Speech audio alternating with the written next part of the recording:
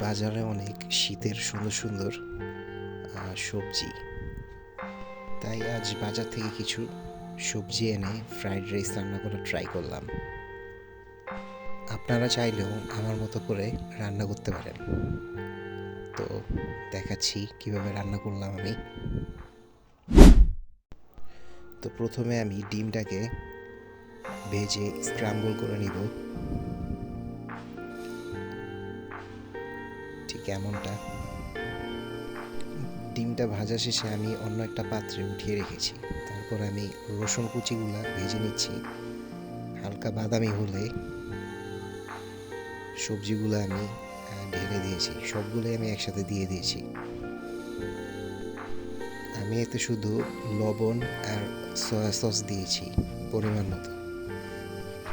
সবজিগুলো হালকা সিদ্ধ হওয়ার পর আমি এতে ডিমগুলো দিয়ে দিয়েছিলাম।